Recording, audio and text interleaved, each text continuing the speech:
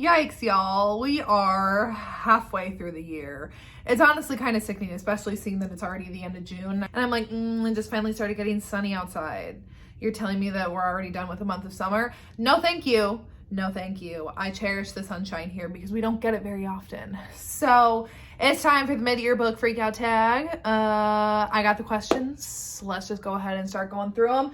So first up is best book that you've read so far this year, which is kind of hard because actually I think I have like 3 or 4 books that I would consider now like God tier favorite books of all time for me. But I had to choose the one that's kind of calling my heart right now. Actually, let me kind of like prop this up a little bit so that way all my books don't start falling over.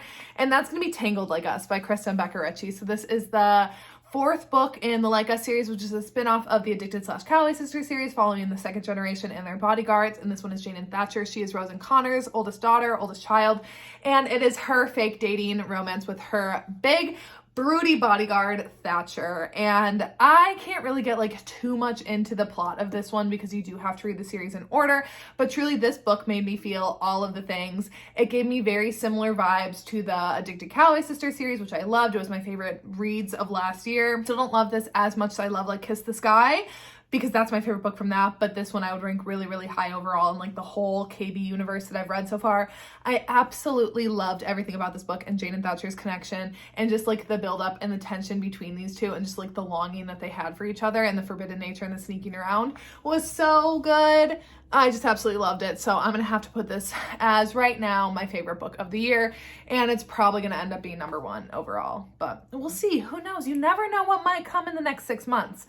But it's going to be a hard one to beat. Next one is best sequel you've read so far this year, which is kind of hard going through. So I read the first 3 books in the Brutal Birthright series last year in December, and then I finished the Brutal Birthright series in like February of this year, and Heavy Crown blew me away. I loved this one. It's the 6th and final book. You do kind of have to read them in order because otherwise like some things in here might not make total sense. But truly like this one blew me away, especially coming off of the 4th and 5th ones that I liked but didn't love. This one I absolutely loved. So this one follows Sebastian and Yelena, and so they're both mafia families. Sebastian is the youngest son of one of the mafia families in Chicago, and he had an accident in the first one that took him out of his basketball career, and so now he's kind of like, do I have to be in the family business now? Like, you know, kind of what else is there for me? And he ends up, what he thinks is rescuing this one woman one night from being abducted, which turns out it was actually a whole ruse that Yelena's father, who is a mafia rival of Sebastian's family, put her up to and trying to get her to infiltrate his family. And Sebastian starts falling in love with Yelena, and Yelena does too, but you know, that big secret is going to come between them at some point. I loved this one. It's my 2nd favorite in the Brutal Birthright series, and I just was absolutely blown away by it. And yeah, so it earned best sequel for me, even though it wasn't like a release of this year. It's still like one of my favorites. Next is a new release you haven't read yet but want to. Well, I have quite a few of those, but probably the one that is like highest priority for me is King of Pride by Anna Huang. This is the 2nd book in the Kings of Sin series, and y'all know Anna Huang is an auto-bi-author for me. I absolutely love her and love her books. The Twisted series are some of my all-time favorite books, and I liked King of Wrath. I gave it 4 stars. I did really enjoy it. I think it's hard to kind of like come off of a series. Like truly there's no way to go but like down for me from the Twisted series because I just loved it so much and I gave all of those books 5 stars. So it was hard, I think, to jump into King of Wrath and like not be like slightly like, you know, critical of it because I love the Twisted series so much, but I am really excited to dive into King of Pride and keep going on with this series. With that said, it's not like I had anything against King of Wrath. It just wasn't, like, compared to Twisted, it wasn't my favorite, but I want to keep going with the series, obviously, because I'm still really enjoying it. It's like the 7 deadly sins, so this one's Pride, and Kai I'm really excited to get to because we saw glimpses of him in King of Wrath, and I'm excited to see him. And Isabel, I think is, or is it Isabella? Isabella is the heroine in this one. I'm just excited to get to it. I love like a quiet guy who then ends up being, you know, a little freaky. I gotta get into it. Normally I read Anna's books like the day that they release, or I've had arcs, and it's kind of sad that I haven't read this yet. Next up is most anticipated release for the second half of the year. I'm so bad with tracking new releases, guys. I'm literally so bad with it. I just like forget that new releases come out until they're like literally out. So like I don't look that far ahead, But I would say, I guess right now, like Antihero by Sarah Kate, I think this comes out in July, and I just really love Sarah Kate's books, so I'm excited for this one. And it's like outside of the Salacious Players Club series, which she's been writing in for so long, so I'm excited to see something different from her. And it sounds good from like the teasers that have been on Instagram and everything, so I'm excited for that. Also, there's some other books like from authors that don't have release dates, but I think maybe Penelope Douglas is potentially close on having a release this year. So if so, I will be dropping everything to read that. Same with like Gianna Darling. If she drops anything, I will read it. If she drops Caution of the Wind, if she drops something else, I'll be reading it. And what else? There was one other author. Oh, and Lucia. I think maybe, what was it called? It was something else and she changed the title. And I think maybe she might be getting close to releasing the book that was supposed to be a part of the Blurred Line series, but she put off. That whenever that's out, I will be dropping everything to read that, because those are just some of my like auto buy authors. Yeah, definitely excited for any of those whenever they might be released. Now this one, biggest disappointment of the year, and I say this with a heavy heart because I doubt A.R. Breck is watching this, but A.R. Breck, Where the Mountains Meet the Sea, I just love and cherish that book forever and ever and ever and always. I love it, love it, love it. But Bliss was a big miss for me. So Nikki and I read this for Out of Bounds. It was our January pick because I had come off of reading Where the Mountains Meet the Sea in November. I was like, I still am like so high on that book. And I was like, I want to read more of A.R. Breck. This one sounded really good. It's about a girl who loses both of her parents. And then all of a sudden this guy who's like, hey, I'm technically your guardian. Like, you got to come live with me. It sounds like kind of Credence-esque, but it's not, because they're not like related in any way. Or like they weren't even really related in Credence. But you know what I'm saying. And she goes, and he has 2 sons, and he was like her parents' best friend that she didn't really even knew existed. And when she gets there, like the older son is kind of like bad. He's in and out of jail. He's got like addiction issues, and they're like, you got to stay away from him. And the younger brother is like, you got to stay away from him. And he's trying to be like the good one.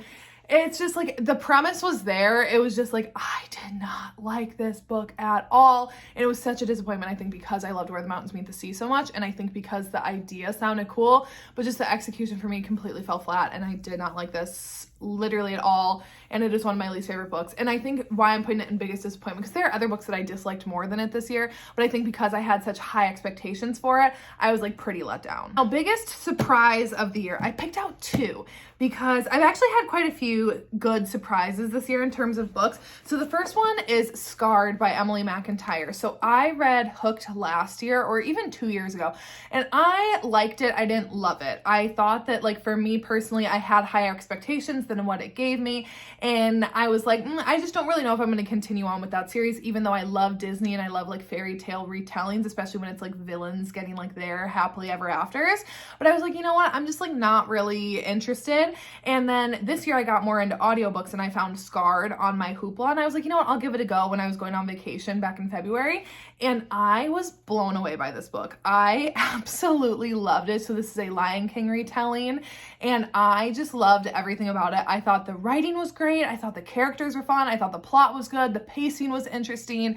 Like, it truly kept my interest from beginning to end, which like I just was not expecting. I think I just went into it with lower expectations because of liking Hooked but not loving it. But I absolutely loved this one. And then I also listened to Wretched a couple of months ago too and loved that one as well. So this was like a big surprise for me of how much I love these, just because I wasn't like going into it with fully expecting to love them. But I'm really excited to read Twist. I'm like debating on waiting for the audiobook, but I might just go ahead and read it physically. And then my other biggest surprise, mostly because this was just kind of like a bit of a random book that Cheyenne found.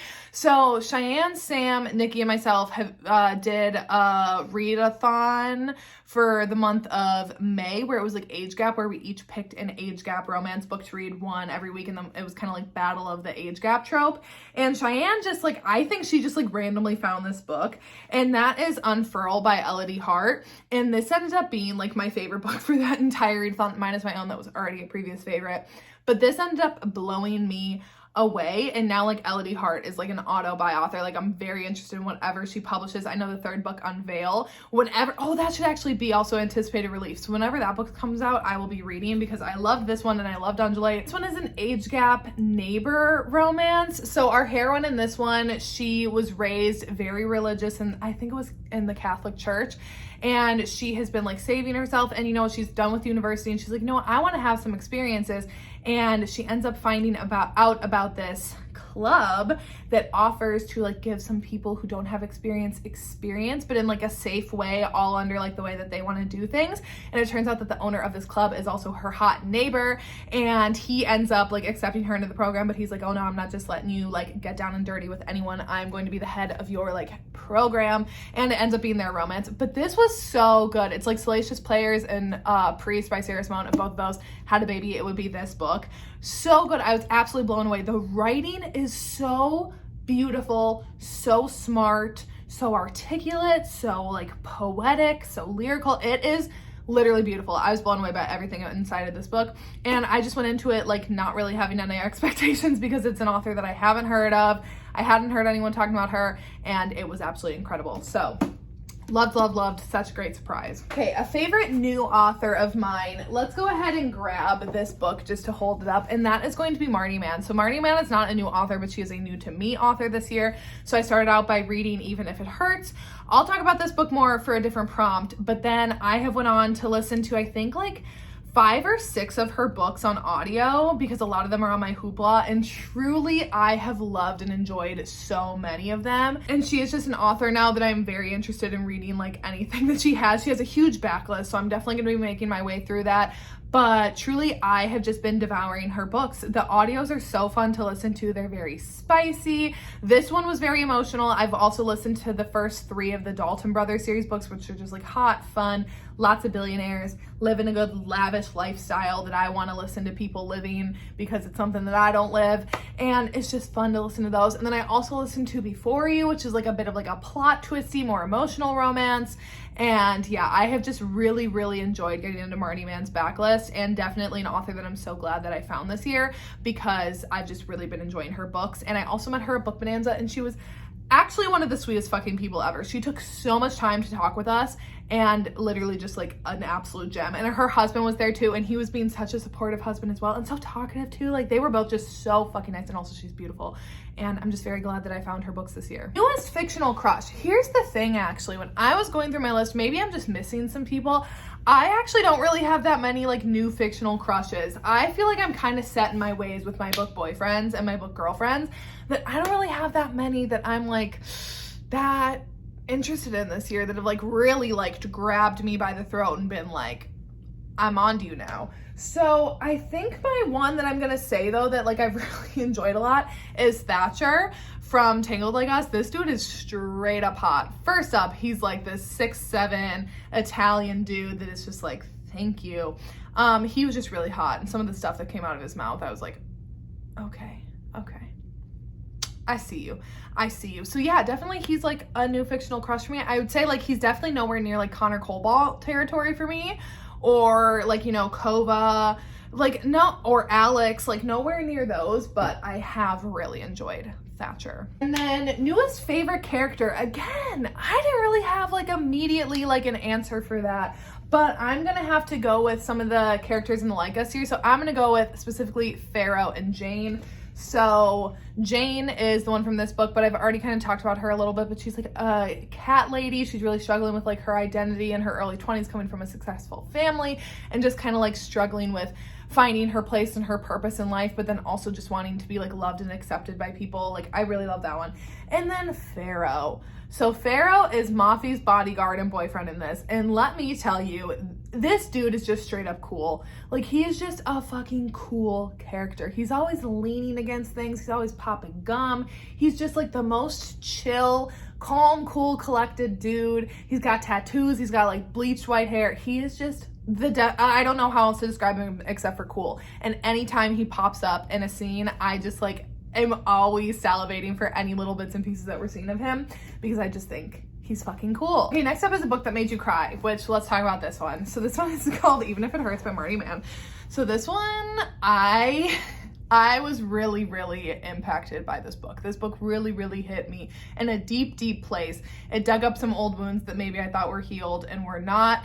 And really just, as soon as I finished this audiobook, I genuinely sat on my couch, and I never sit in silence because I can't stand to be alone with my thoughts. I always have something. I have the TV going, I have an audiobook going, I have YouTube going. I always have something going in my house. And I just had to sit here. I just sat there on my couch and just like stared out the window. I just had to process. I bawled so hard in this book.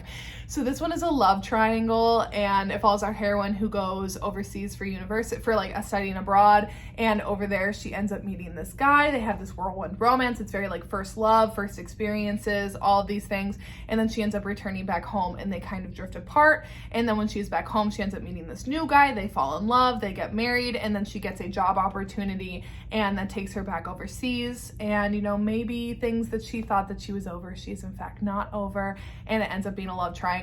This book, I mean, I don't need to get into my personal life, but let me tell you, there is so much of myself in this book, and it really broke my heart and broke my own heart. So I cried a lot reading this book, and yeah. And now a book that made you happy. Y'all don't judge me for this. And I have my explanation, because here's the thing, when I was looking through my list, I don't read like rom-com books. I don't really read like a lot of lighthearted books. I don't read books that like you think like quote unquote make you like happy in terms of like light, joyous kind of books. But this one made me happy for a whole different reason, and I'm gonna explain it. That's Sick Love by Jessie Hall.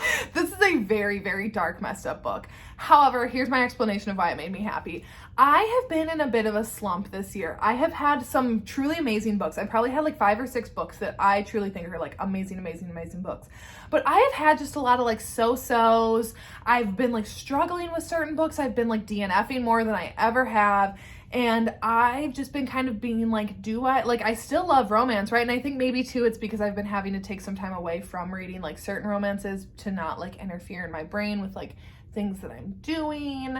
And I just think like I've been struggling a little bit this year in terms of reading. And when I was reading That's Sick Love, it truly was a book where it's like every time I put down my Kindle, I wanted to pick it back up. Every single time I stepped away, I was thinking about this book. When I was back in it, I was getting like those giddy feelings. I was like feeling happy. I was like, my heart was beating. It was making me feel things reading that I hadn't felt in a while from a book. And it just really made me fall back in love with like dark romance. Not that I was like out of love with it, but it just kind of was a book where I was reading it and I'm like, this is why I read. This book and what the feelings that it's giving me and the excitement that I have about it is why I love reading so much. And like the escapism that it gives me and the characters and like scenes, like there were certain scenes in here that I was like, oh, like it just, you know, when books, they just make you feel things. That's how I felt with this book. And it just reminded me like why I truly love reading. And it came at a time that I just needed that feeling again. And that's why like it genuinely made me happy reading it. It's not a happy book. It's not, if you've read it, you know, and if you haven't, I'm sure you can tell by the cover that this is not going to be a light, fluffy time, but it truly just kind of like reinvigorated me a little bit with reading. And that's why I'm going to put it for this category, because it truly did its job. And I absolutely just loved it. Okay, now the most beautiful book you've acquired this year. So I had 2 that I couldn't really pick from. I have acquired quite a few, and actually one that is probably going to be my favorite is actually, I think it's supposed to be delivered today. It's the Tri-Six Venom Eternal Embers cover, but the 2 on my shelves that I like look at most and that I'm like admiring is going to be Luca Vitello. I don't know how to pronounce his last name, so sorry y'all. I say Vitello, I don't think that's right, by Cora Riley. So I believe this was a cover to cover special edition, and it is stunning. I don't have any special editions of Cora Riley's books, so I was so happy that I was able to get this one. And truly, like the bullet hole on the side here, so it's obviously a mafia book, and just like Luca up here with the like bullet hole, the city skyline, because it takes place in New York, and you can't tell, but the blood is like raised, so you can like, it's 3D on the book here. Amazing, like the pop of red being like the blood splatter against this all black and white background. It's incredible. And then on the back here, we have more of like this cityscape. And then you have like Aria's like really like sexy kind of figure on the back there.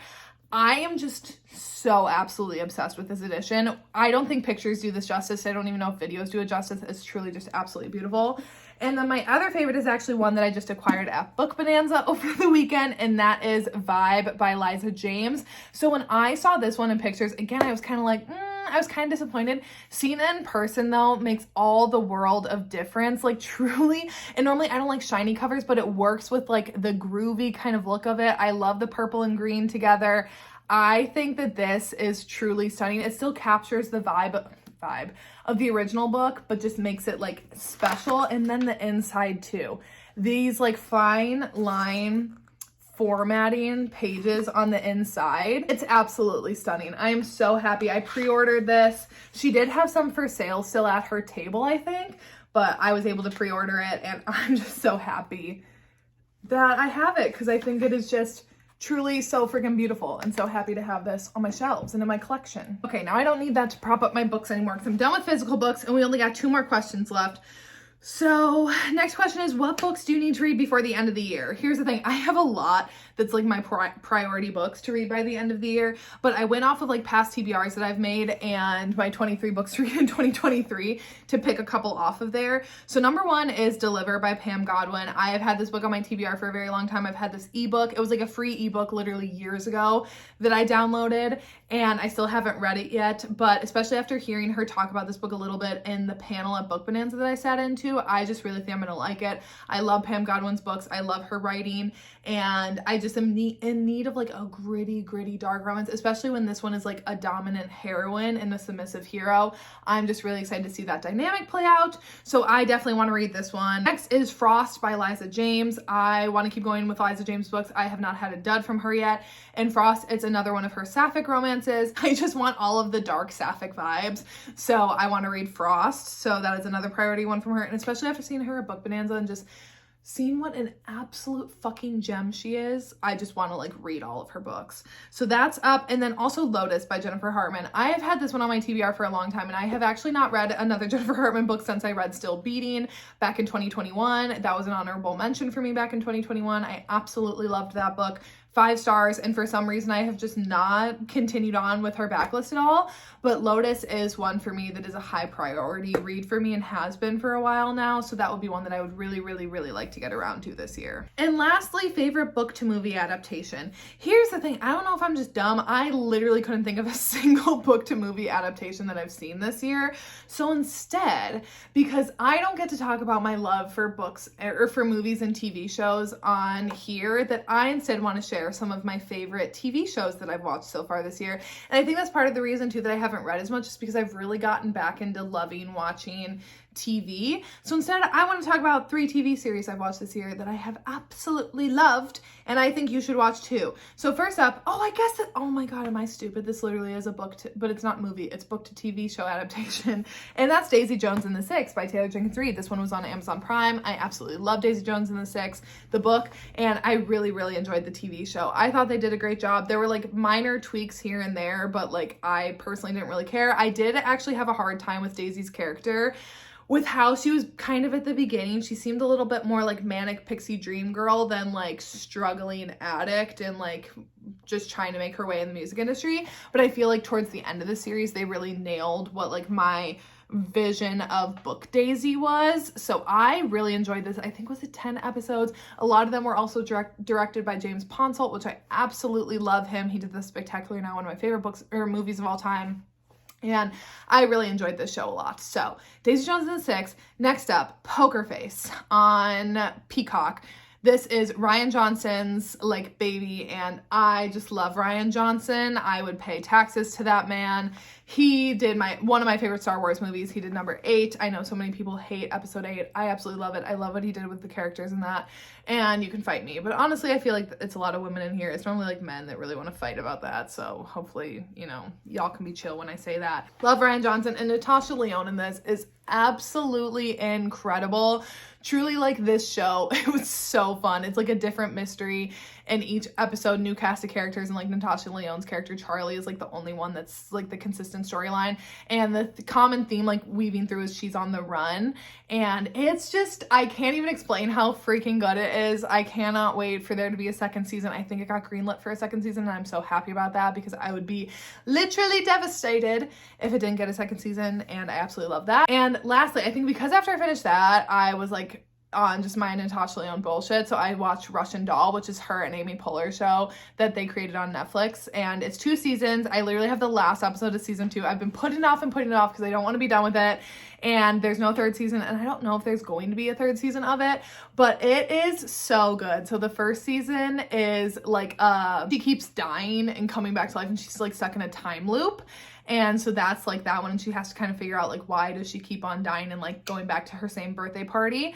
And it's funny, but it's like a little dark too. It's like a lot of dark humor. It's just amazing. She once again just like carries every single thing that she's in. Like I remember like on Orange is the New Black, I felt like she always carried all of her scenes. Poker Face, again, she's always the star of the scenes, and this too like is no different. I feel like she's just like completely carrying every single moment that she's in, and like you can't help but look away from her, so love that. And then season 2 is then like time travel. When she jumps on like the subway, she ends up back in the like, is it like the 80s or this, maybe is it the 80s or something with her mom? I don't know. It is just so good. I don't really know how to explain it, but truly it's like dark but also like mysterious and funny though at the same time. So I just really been loving those TV shows. So yeah, I guess Daisy Jones and the Six literally is a book to TV show adaptation, but I was having a hard time thinking of them. So I just wanted to highlight those shows that I've been really loving. So anyways, that is it for the mid-year book freak out tag. Next week, I think it's already gonna be TBR and wrap up time. I'm telling y'all, my wrap up's gonna be short. I haven't read that many books this month, but it is what it is. And we're not putting pressure on ourselves to read. Like the max number that we can push ourselves to read. So anyways, that is it for today's video, and I will see you when I see ya.